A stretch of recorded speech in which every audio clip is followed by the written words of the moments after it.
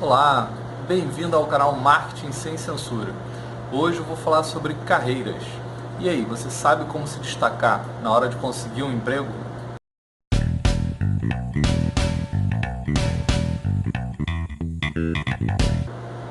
Bom, para poder ajudar as pessoas a se destacarem e conseguirem uma vaga de emprego, conversei com algumas pessoas da área de RH, peguei algumas dicas quentes para poder ajudar você a se destacar. Para poder arrumar um emprego, você precisa de várias etapas, né? Arrumação do currículo, preparação ali na hora de montar e enviar o currículo, conquistar a vaga durante a entrevista, convencer o pessoal do RH e outras etapas que às vezes acontecem com relação a testes e outros pontos assim. Então hoje eu vou falar sobre a questão de arrumar o currículo, se preparar para a entrevista e a tal temida entrevista. Primeiro, a gente precisa conquistar essa entrevista. Então você tem que ter alguns cuidados na hora de montar o currículo. Muito importante que você pense na questão do resumo do que vai ser dito, porque o resumo, pelo menos das pessoas de RH que eu conversei, é o primeiro ponto que elas leem para poder saber se você se encaixa com a vaga. Não adianta, por exemplo, você colocar um resumo padrão e não fala coisas que são solicitadas na vaga. Então, se você vai, por exemplo, uma área de TI e você coloca lá no seu resumo que você tem 10 anos de HTML porque é algo que você tem mais experiência, mas na vaga não pede a parte de HTML, pede PHP, vale mais você colocar que você sabe PHP por menos tempo e aí você tem sintonia com a vaga que você está concorrendo. Outra questão importante é na descrição do que você já trabalhou. Então, você tem colocado que já trabalhou, a recomendação é que seja do mais recente para o mais antigo e nessa descrição você tem que ser específico. Não adianta você dizer, por exemplo, supervisionei pessoas, né? Supervisor de equipe. Tá, e o que um supervisor de equipe faz para essa equipe ser mais produtiva? Ou quais resultados que você teve enquanto foi supervisor de equipe? O que você agregou para a empresa? O que você entregou enquanto supervisionava? Então é importante você colocar esses destaques, fazer esses highlights de conquistas dentro da empresa, projetos que você tocou, para você conseguir colocar na prática o que foi feito. E não só essas questões genéricas, né? Supervisão de equipe, produção de material, é muito genérico. Coloca especificamente o que você fez, óbvio, você não vai escrever um livro sobre isso, mas é importante você destacar as atividades realmente realizadas de modo mais específico, principalmente trazendo os benefícios com relação ao que você vai entregar para a vaga que está sendo proposta. Uma dica super importante que a gente normalmente, quando manda o currículo, não tem essa visão, é que o RH, quando ele recebe por alguns sites, como o Cato, InfoJobs e alguns outros de busca de emprego, a ordem que os currículos aparecem não é por data de envio do currículo, e sim por relevância. Hoje os sistemas eles leem o que você tem no seu currículo e tenta compatibilizar com a vaga. E aí ele dá ali 70% compatível, 80% compatível. Então a dica é, se você vai mandar para uma vaga, tenta customizar o seu currículo para aquela vaga que você está colocando. Isso é importante porque ele vai pegar as palavras-chave, bater e o seu currículo vai aparecer em primeiro na lista, mesmo que você tenha acabado de enviar ou tenha enviado faz uma semana. Então essa relevância é importante e é nesse filtro que o RH começa a trabalhar. Quem tem mais sintonia e depois, se não tiver uma pessoa adequada, ele vai indo para os que têm menos sintonia. Dá trabalho customizar o currículo? Dá trabalho, mas é óbvio que é muito mais efetivo. Não adianta, por exemplo, aqui na agência eu já recebi às vezes currículos de advogado querendo trabalhar na área de criação, porque a vaga era de criação, mas sem nenhum vínculo com relação à área de criação.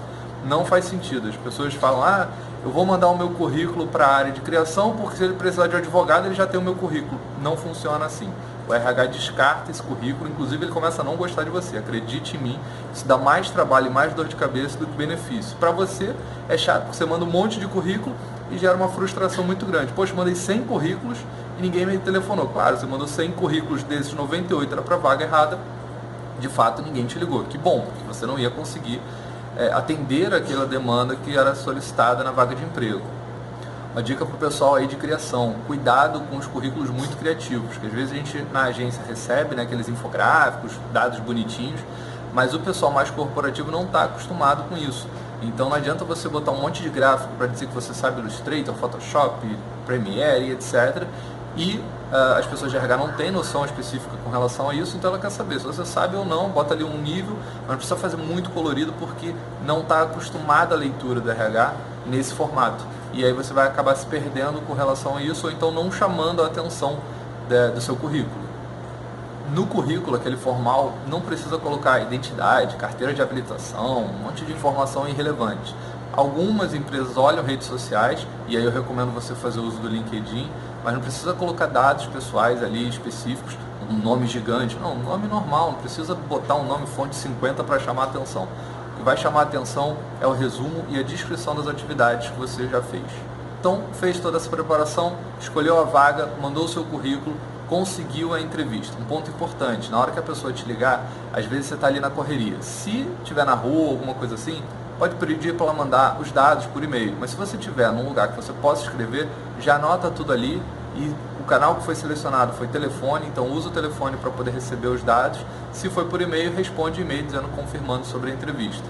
Uma questão importante, se você no dia não puder ir na entrevista, avisa para a pessoa que te ligou, avisa para o RH, porque ele pode reagendar a entrevista. O RH não é nenhum bicho-papão, apesar da gente às vezes achar isso. Ele vai reagendar a entrevista provavelmente, você vai conseguir uma segunda oportunidade.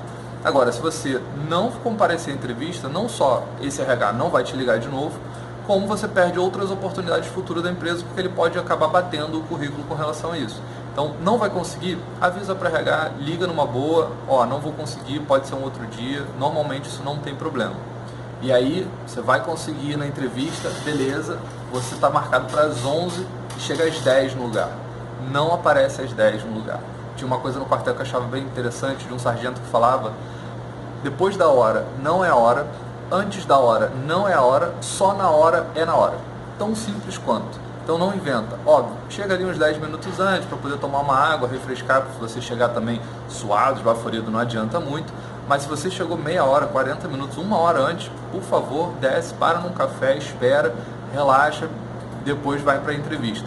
Não adianta também chegar antes, não, eu sou pontual, cheguei uma hora antes. Não, se chegou uma hora antes, você não é pontual. Se você chegar na hora, você é pontual.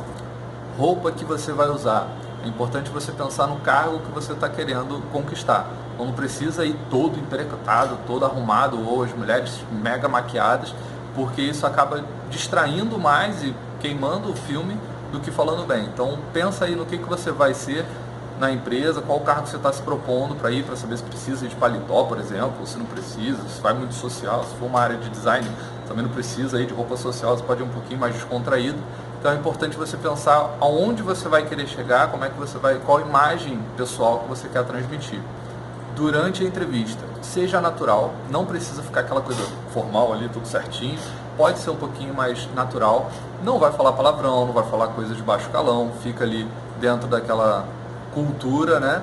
E se você tiver algum problema na empresa antiga, não fala mal do seu último chefe ou da última empresa que você esteve. Eu conversei com o RH e com algumas pessoas, mas uma dessas pessoas comentou comigo que ela já durante a entrevista, a pessoa foi falando, não, porque na outra empresa as pessoas roubavam e aí desviavam dinheiro assim. Calma. Não é delegacia, não é para você abrir o verbo, não adianta, até porque as pessoas, então será que se sair daqui vai começar a falar mal da outra empresa, ou da minha empresa, né? É um ponto interessante, né? Acho que isso é um consenso de não se falar mal, e se a pessoa insistir, não, você saiu por quê? E foi por algum problema, você fala, olha, tive um problema na empresa, uma questões éticas, eu não concordava muito com a postura da empresa, optei por sair, procurar novos desafios, uma empresa que se adequa mais com o meu perfil. E aí você sai ali tranquilo, né, pela tangente, mas não precisa ficar falando mal do seu chefe ou da outra empresa que você esteve. Eu comentei sobre o LinkedIn, então uma dica extra aí com relação ao LinkedIn, precisa ficar produzindo conteúdo à torta direito, né? Tem agora a moda de que você tem que ser produtor de conteúdo no LinkedIn, não precisa, a menos que seja o seu objetivo, mas o LinkedIn é uma rede de relacionamento para empregos. Então, lá você vai conseguir saber sobre vagas, lá tem pessoas da área de RH que você pode abordar. Eu conheço pessoas que tiveram sucesso com esse tipo de abordagem, de mandar um e-mail diretamente, né, que é a mensagem do LinkedIn diretamente para o RH, e tiveram sucesso. Então você pode ali se relacionar, viu um comentário, uma postagem relevante, comenta ali elogiando, faça uma crítica, porque isso acaba gerando esse relacionamento e você começa a ser visto pelas pessoas e também conseguir achar as pessoas certas para poder fazer a abordagem e aí conseguir uma entrevista no momento futuro. Bom, essas foram algumas dicas que eu recolhi com a área de RH, com algumas pessoas de RH. Eu aqui também faço a seleção, minha sócia Priscila também faz a seleção.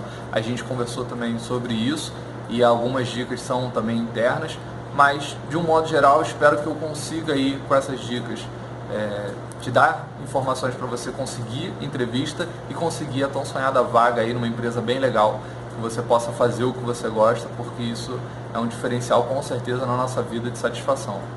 Se você tiver alguma outra dica ou alguma outra informação que você queira colocar, ou sei lá, informação sobre o próprio vídeo, deixa aqui nos comentários que eu vou ficar bem feliz em ler, poder compartilhar com todo mundo. Não esquece de se inscrever para poder receber as informações sobre os próximos vídeos e aguardo você na semana que vem. Um abraço!